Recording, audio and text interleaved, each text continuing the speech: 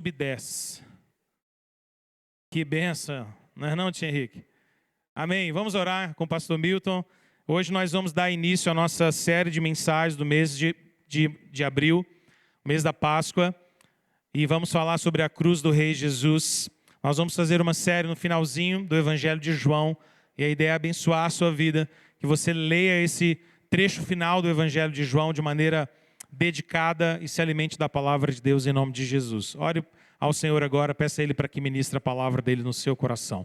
Deus bendito, nós te louvamos nesse momento e te rogamos agora, Deus Santo, que tu fales ao nosso coração por intermédio da tua palavra, usando o pastor Milton como instrumento precioso em tuas mãos. Nós te bendizemos e te exaltamos em nome de Jesus. Amém.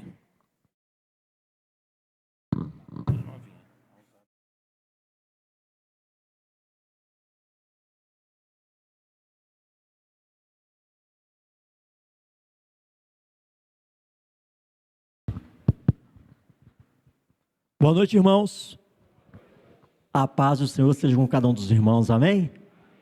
É muito bom estarmos aqui no dia do Senhor, em especial nesse culto de Santa Ceia, que é uma celebração especial do povo de Deus. Eu gosto de dizer que se você tiver que faltar algum culto, não falte neste culto, porque aqui nós estamos celebrando a comunhão que temos com Jesus Cristo e uns com os outros.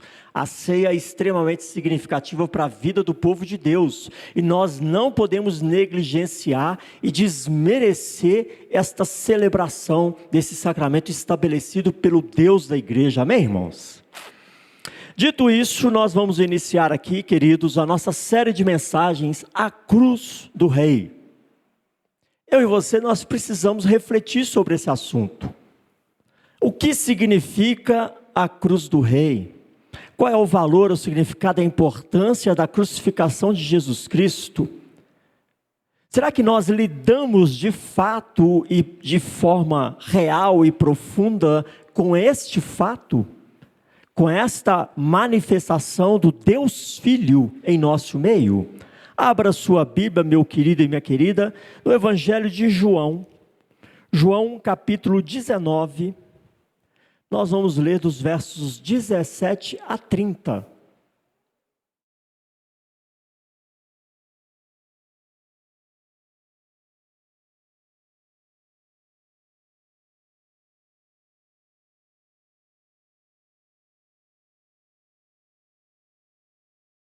João 19, versos 17 a 30.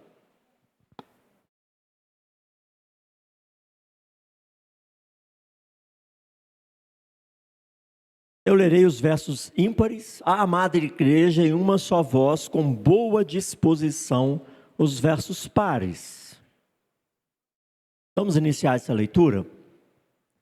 Tomaram eles, pois, a Jesus, e ele próprio, carregando a sua cruz, saiu para o lugar chamado Calvário, Gólgota, em hebraico.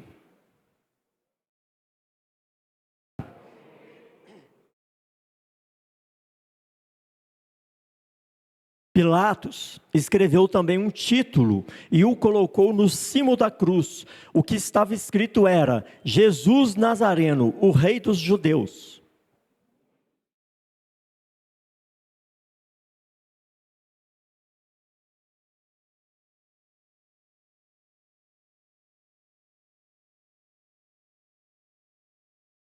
Os principais sacerdotes diziam a Pilatos: não escrevas Rei dos Judeus, e sim que ele disse: sou o Rei dos Judeus.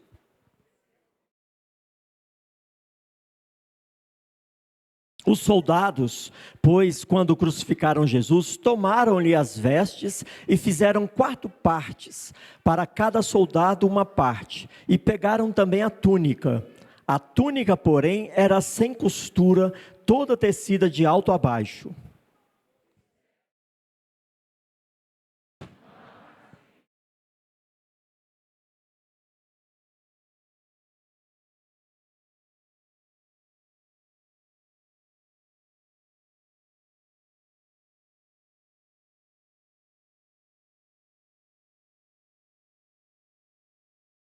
E junto à cruz estavam a mãe de Jesus e a irmã dela, e Maria, mulher de Clopas, e Maria Madalena.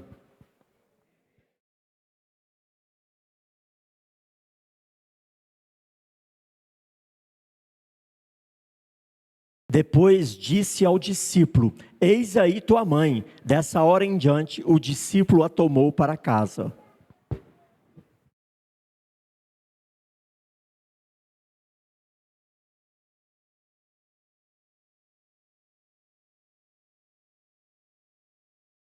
Estava ali um vaso cheio de vinagre. Embeberam de vinagre uma esponja e, fixando-a num caniço de isopo, lhe achegaram à boca.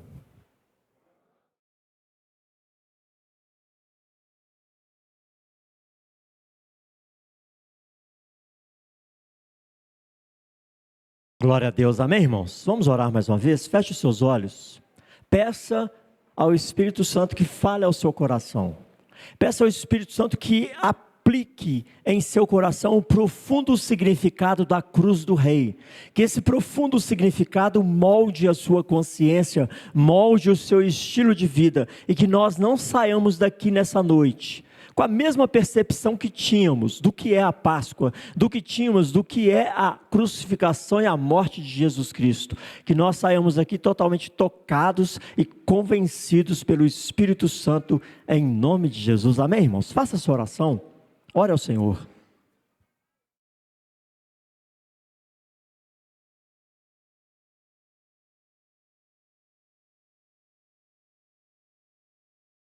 Pai, graças te damos pela tua palavra, que é lâmpada para os nossos pés, luz para os nossos caminhos.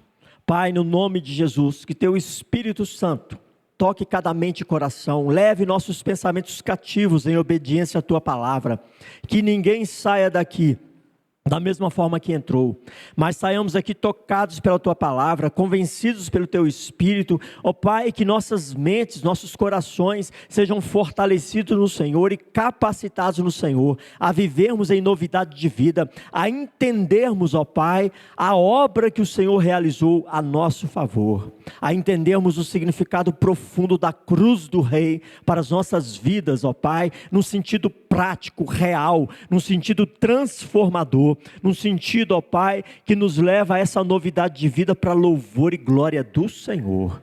Assim oramos e agradecemos a Ti por cada vida que aqui se encontra, cada lar aqui representado, e clamamos a Tua bênção, clamamos a Tua direção e o mover do Espírito Santo em nós e sobre nós, em nome de Jesus. Amém, queridos? Glória a Deus, louvado seja o Senhor. Irmãos, esse texto que nós lemos, ele registra os momentos finais do Deus Filho vivendo como Jesus o Nazareno.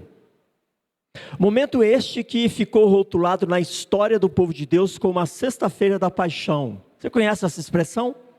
Né? Aquele dia no qual Jesus Cristo foi crucificado e morreu. Foi rotulado por este nome.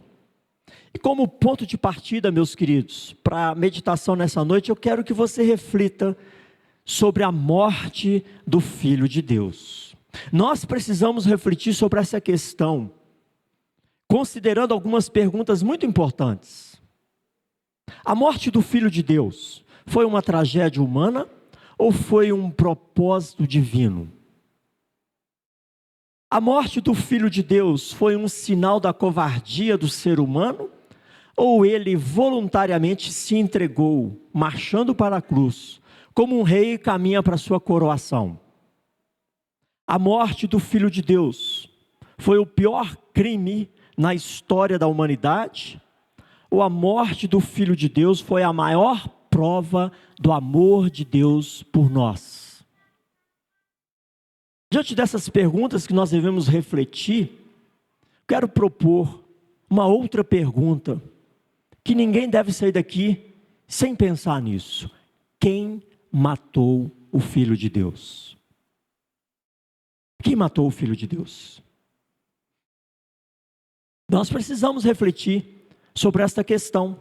Nós precisamos refletir sobre a cruz do Rei, para nos relacionarmos adequadamente com Deus, para nos relacionarmos adequadamente com as Escrituras, para nos relacionarmos adequadamente uns com os outros, nós precisamos ter uma consciência clara e profunda. Quem matou o Filho de Deus? Qual é a implicação da cruz do Rei na minha vida, para a minha vida? E nós devemos nos perguntar: quem levou o Filho de Deus à morte? Inicialmente, irmãos, a partir dos registros bíblicos, nós poderíamos analisar a morte do Filho de Deus por duas perspectivas: pelo ponto de vista humano e pelo ponto de vista histórico. Nós podemos analisar a partir desses pontos de vista. Quem levou o Filho de Deus à morte? Do ponto de vista humano, qualquer pessoa sem um conhecimento amplo e profundo das Escrituras poderia afirmar com uma certa base de razão que a morte do Filho de Deus foi causada por vários culpados. Lendo as Escrituras sem um profundo conhecimento, ou um conhecimento mais amplo, nós poderíamos dizer, por exemplo, a partir dos relatos que temos, que Judas Iscariotes foi o principal culpado pela morte de Jesus Cristo. Afinal de contas, ele o traiu por 30 moedas de prata, mesmo sabendo que Jesus era inocente e que ele seria implicado em algum esquema injusto e cruel. Judas vende sua consciência e por 30 moedas de prata entrega Jesus. Então poderíamos dizer, a partir desse relato, que quem levou o Filho de Deus à morte foi Judas, que o traiu por ganância. Ainda a partir deste ponto de vista humano, nós poderíamos dizer que os sacerdotes do povo judeu, foram eles motivados pela inveja, que acusaram injustamente o Filho de Deus, que levaram o Filho de Deus às autoridades romanas. A Bíblia registra que os dirigentes do povo de Deus, os religiosos da época, acusaram Jesus de blasfêmia contra Deus, pecado que segundo a lei do povo judeu era um pecado passível de morte, um pecado capital. Que blasfêmia Jesus havia cometido? Segundo eles se autoproclamaram Filho de Deus. E isso por si só era considerado blasfêmia. Ele se declarar como o Filho de Deus. Por isso eles levaram essa causa ao governador romano, exigindo que o governador romano o condenasse à morte, por blasfêmia.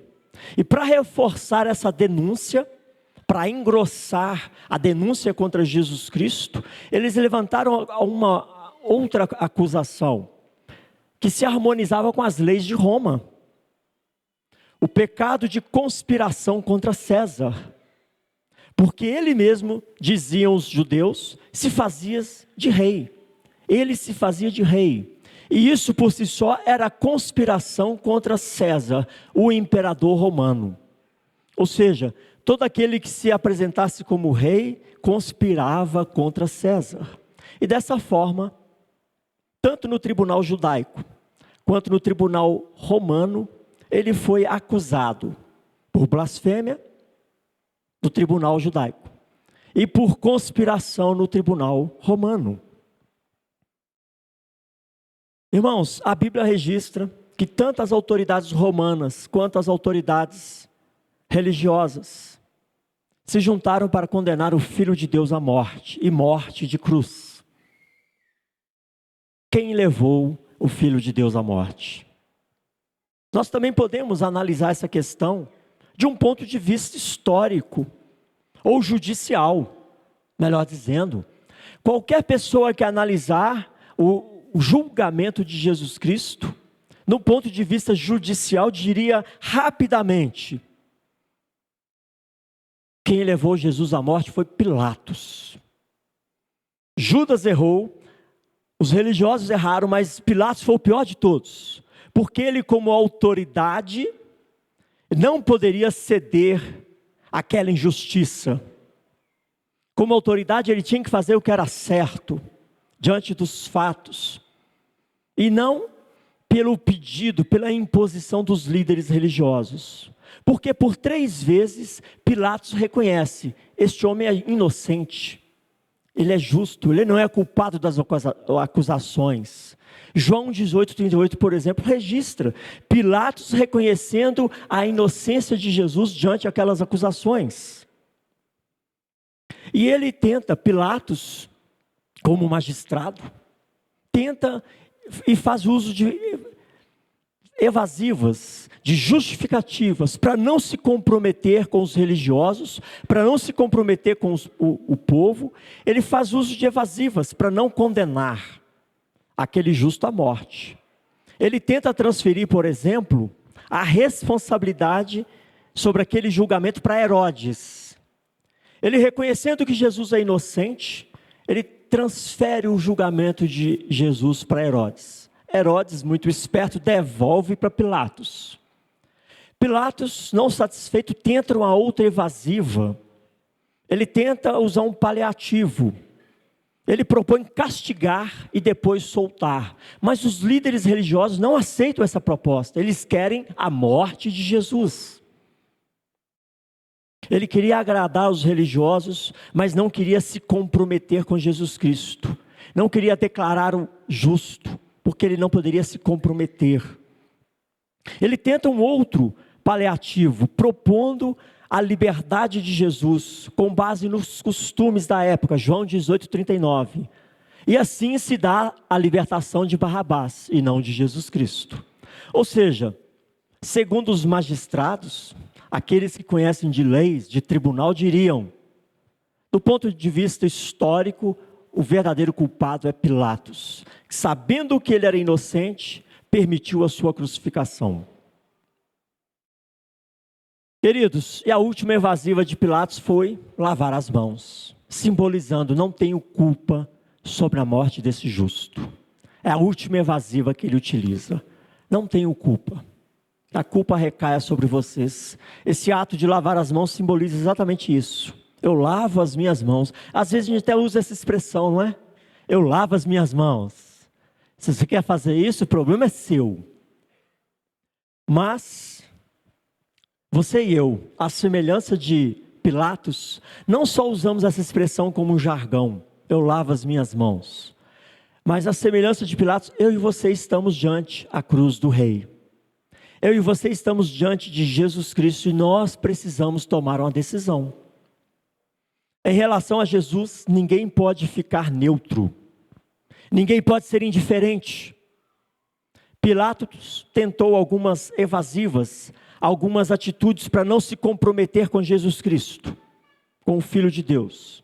E refletindo sobre essas atitudes de Pilatos, eu quero dizer a você nessa noite, meu querido e minha querida: diante do Filho de Deus, nós não podemos usar de evasivas, nós não podemos usar de desculpas ou de justificativas para não nos comprometermos com o Filho de Deus, para não nos comprometermos com Jesus Cristo. Não há como ficarmos neutros ou indiferentes em relação a Jesus Cristo. E por quê? Porque o próprio Jesus afirma em Lucas 11:23, porque foi o próprio Jesus que afirmou: quem não é por mim, é contra mim. Então não há caminho neutro, não há caminho de neutralidade, caminho de indiferença. Não tem como ficar em cima do muro diante de Jesus Cristo. Ou eu sou a favor, ou eu sou contra. Ou eu me comprometo, ou eu não me comprometo. Nós precisamos refletir sobre a cruz do Rei. Apesar de Pilatos ter consciência da inocência de Jesus Cristo, ele toma suas decisões motivados pelas circunstâncias políticas, religiosas, por causa do apelo da multidão: solte Barrabás. Ele não tomou a decisão certa, mas ele fez a escolha mais conveniente. Será que temos tomado as decisões corretas para a glória de Deus? Ou temos vivido uma vida de conveniências? Não tem como trilhar o caminho da neutralidade diante de Jesus Cristo. E por último, precisamos refletir: quem levou o Filho de Deus à morte? Em terceiro lugar, nós devemos pensar nessa pergunta numa perspectiva teológica, do ponto de vista de Deus. E essa é a única perspectiva que importa, irmãos. Essa perspectiva teológica é a única que importa. Quem levou Jesus Cristo à morte? Essa perspectiva trata-se da forma como Deus vê todas as coisas, como Deus olha para mim, olha para você nessa noite. E segundo essa perspectiva teológica, quem levou o Deus Filho à morte fui eu, foi você, fomos nós. Fomos nós matamos o Deus Filho. Preste atenção. Nós temos um registro histórico dos fatos que antecederam a crucificação e morte de Deus Filho. Nós temos esse registro histórico, mas quando nós levamos isso tudo para o campo teológico, essas informações para essa perspectiva de Deus para o mundo, quem levou o Filho de Deus para a cruz foram os nossos pecados. Ele morreu pelos nossos pecados. Nós estávamos lá. Não na cruz do lado direito, não na cruz do lado esquerdo, mas na cruz do meio. Nós estávamos lá. Foi por causa do nosso pecado que ele foi perseguido. Foi por causa do nosso pecado que ele sofreu dores. Foi por causa do nosso pecado que ele bebeu o cálice da ira de Deus. Foi por causa do nosso pecado que ele foi feito maldição por nós.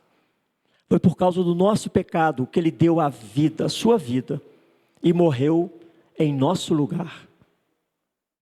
Deliberadamente Jesus caminha para a cruz, caminha para a sua crucificação pensando em você, pensando em mim, pensando em nós, para morrer pelos meus pecados, para morrer pelos seus pecados. Nós estávamos lá, não assistindo, mas na cruz do meio, porque ele nos substituiu para pagar pelos nossos pecados, amém, irmãos? Você está entendendo? Você estava lá, na cruz do meio, sendo substituído pelo Deus Filho. Mas muito mais do que isso, em última análise, irmãos, a questão sobre a morte do Filho de Deus não se sustenta sobre a nossa culpa. Não é esse o ponto central. O alicerce da crucificação de Jesus não é culpa. O alicerce que sustenta a crucificação de Jesus é o amor de Deus Pai. Não é culpa, é amor. Porque a morte do Filho de Deus foi a maior expressão do amor de Deus Pai por mim, por você, por nós. Então não é uma questão de culpa, é uma questão de amor. Deus não poupou o seu próprio Filho, antes por todos nós o entregou. Romanos 8:32. Qual é a implicação da cruz do Rei na sua vida? Como lidamos, como nos relacionamos com essa cruz no nosso dia a dia?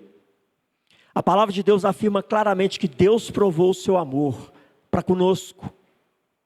De fato, o seu Filho, Deus Filho, Jesus Cristo, morreu por nós, ainda quando éramos pecadores. No nosso caso, ainda nem éramos nascidos. Esta verdade é maravilhosa, essa verdade é sublime. Ele morreu por você, ele morreu por nós. O bom pastor dá a vida por suas ovelhas. Ele se entrega por mim e por você. O próprio Deus Filho, ao instituir o sacramento da ceia, ele diz: este é o meu corpo que é dado por amor de vós. Olha o significado dessa mesa. Não é um ritual vazio, é a celebração do amor de Deus por nós. Quando nós tomamos do pão e tomamos do cálice, Jesus está dizendo: eu me entreguei por amor a você. É assim que você participa da ceia do Senhor? Com esse entendimento? Com essa alegria no coração? Esta verdade é sublime, é maravilhosa e precisa nortear a nossa consciência. A Bíblia diz que ele foi traspassado pelas nossas transgressões, ele foi moído pelas nossas iniquidades, ele foi ferido por causa dos nossos pecados. E Deus Pai fez cair sobre ele a iniquidade de todos nós. Isso é grandioso demais, é profundo demais. E o meu maior receio é de que não valorizemos esta verdade como ela precisa ser valorizada, ser crida, ser amada e sermos gratos por isso. A morte do Filho de Deus foi a maior expressão do amor de Deus Pai por nós. E a cruz de Cristo foi um instrumento que Deus usou para nos libertar da escravidão do pecado, da opressão de Satanás e nos trazer vida e vida eterna. A nossa vida não para por aqui, por causa da cruz do Rei.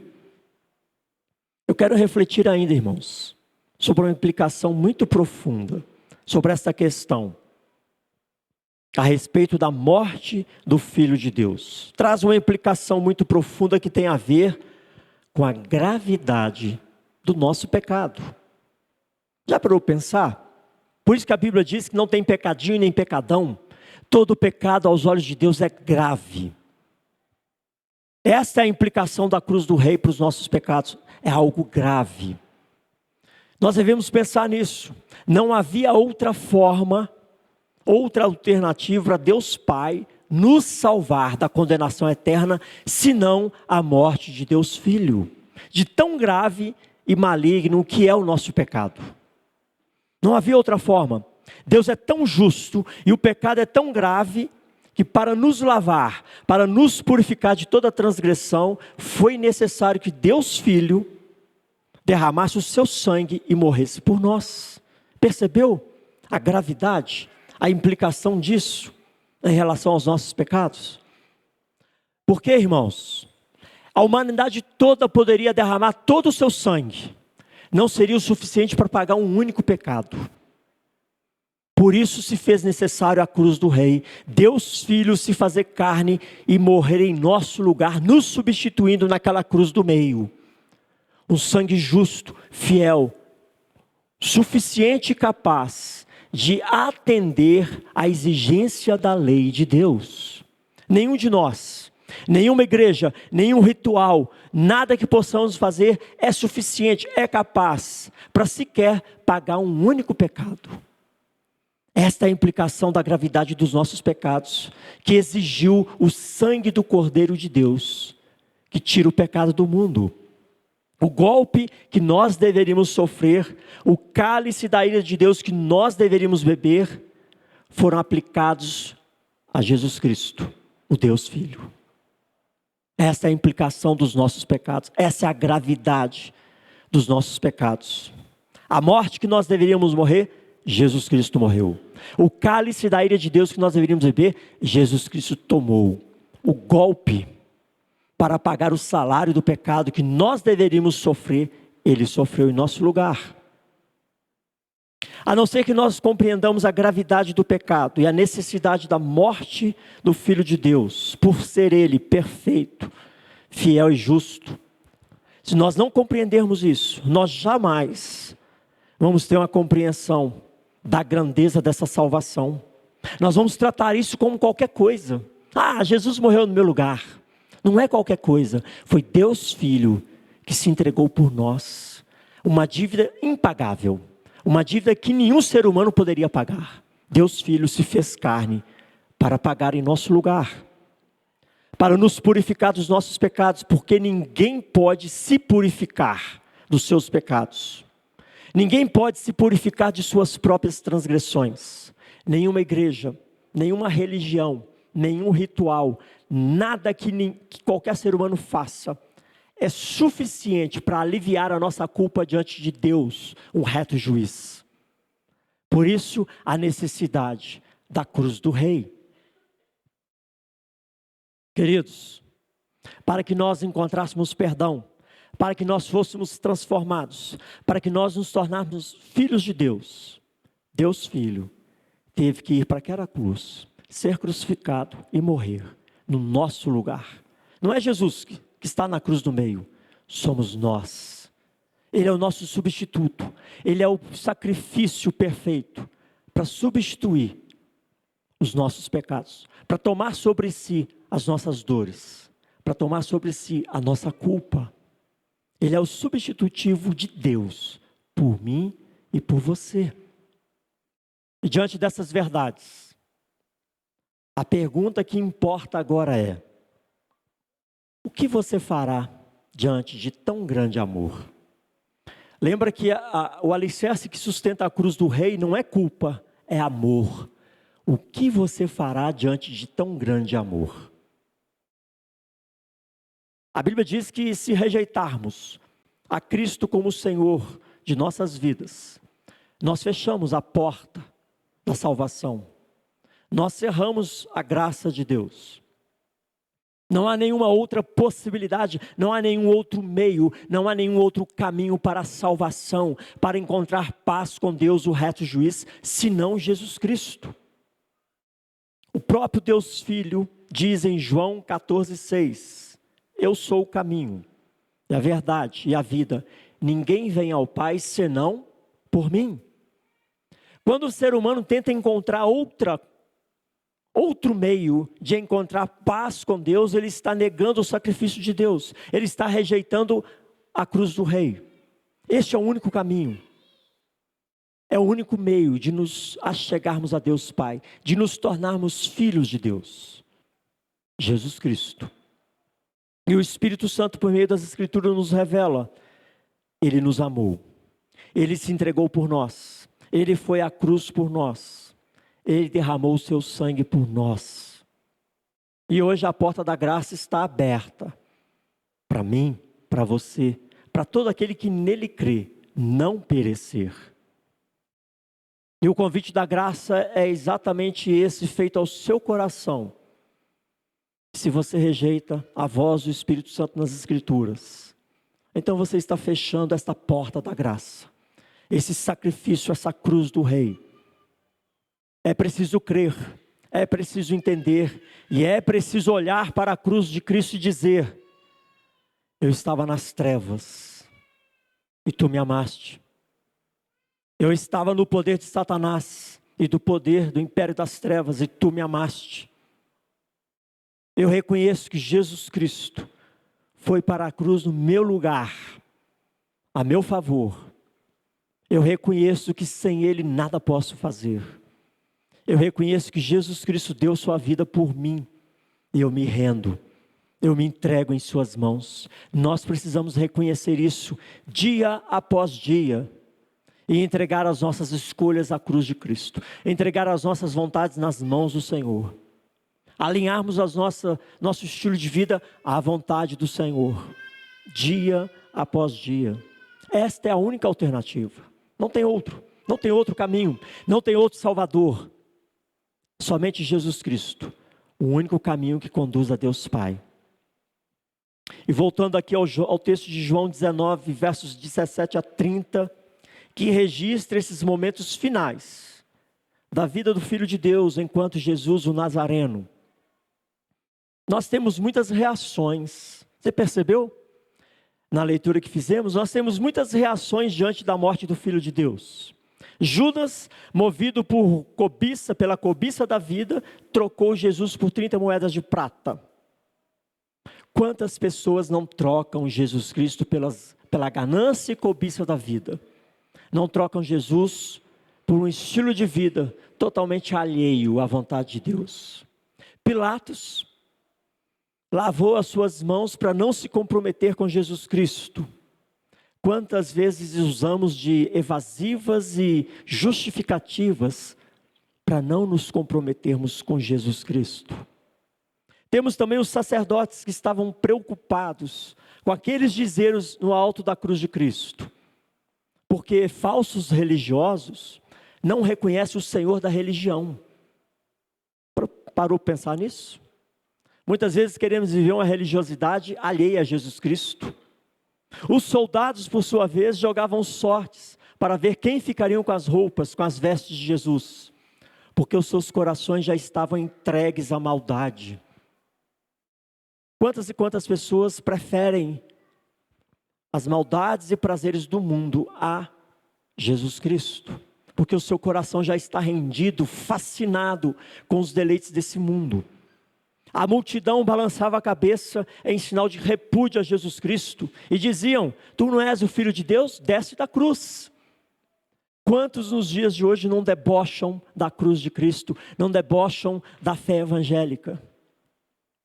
Mas havia ali um pequeno grupo de pessoas aos pés daquela cruz. Uma única cena, a cruz do Rei. Várias reações.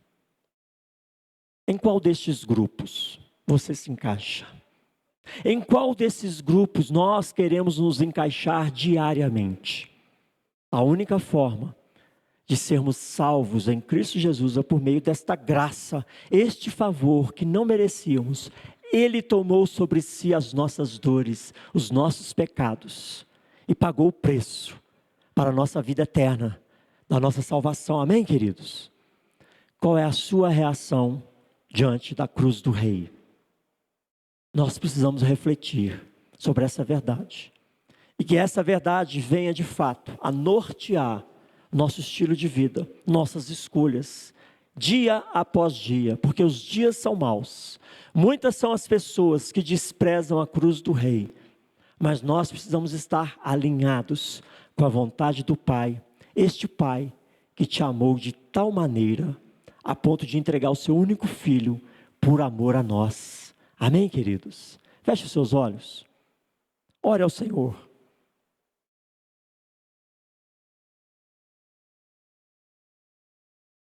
Ore ao Senhor, uma oração sincera. Como você tem lidado com a cruz do Rei no seu dia a dia?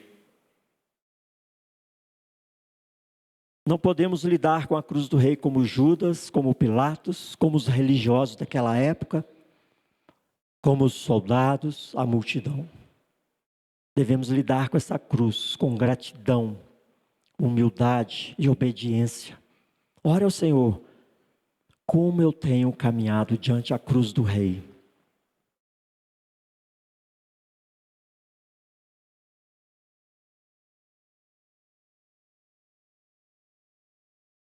Pai, graças te damos pela tua palavra, que é lâmpada para os nossos pés. Nossa mente, nossa consciência não alcança profunda revelação, tão grande amor que se sacrificou por nós. Muitas vezes tratamos e lidamos dessa questão de forma tão superficial, tão banal, e não somos gratos o suficiente, ó Pai. Não somos alegres o suficiente no Senhor para demonstrar tamanha gratidão, para demonstrar, ó Pai, a compreensão profunda, vívida, uma compreensão que move os nossos corações, que move o nosso estilo de vida em novidade de vida. Pai, ajuda-nos a compreendermos a cruz do Rei, a vivermos segundo essa perspectiva, a vivermos, ó Pai, em novidade de vida, para honrarmos tão grande amor, para celebrarmos tão grande amor com alegria, independente das circunstâncias, independente do mundo que nos cerca, independente da opressão maligna que está ao nosso redor. Que sejamos gratos e alegres no Senhor, comprometidos com Cristo, que possamos honrar ao Senhor com as nossas vidas, porque aquele pecado que pesava sobre nós, Jesus Cristo tomou com seu sangue e seu corpo, e nós somos gratos a Ti. Ajuda-nos a nos relacionarmos contigo de forma grata, satisfatória, digna. Te louvamos e agradecemos por tão grande amor que nos alcançou, e celebramos a Cristo nessa noite por meio dessa mesa, louvando ao Senhor por tão grande amor, celebrando em memória de Cristo, esta obra maravilhosa que somente Ele poderia realizar por nós. Somos gratos a Ti, ó Pai, em nome de Jesus, e ajuda-nos, ó Pai, a caminharmos em novidade de vida, refletindo e apontando para a Tua glória, em nome de Jesus. Amém, queridos? Quero convidar aqui à frente a equipe do Ministério de Louvor, nossos queridos presbíteros, diáconos, pastor Felipe. Nós vamos celebrar tão grande amor através da ceia do Senhor.